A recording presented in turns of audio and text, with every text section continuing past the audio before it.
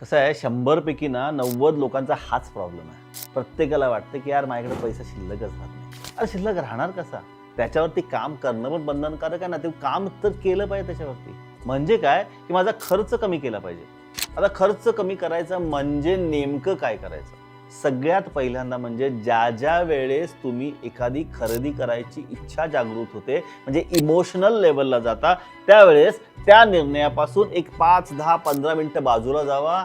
नंतर विचार करा की ही गरजेसाठी गोष्ट आहे का नाही आहे.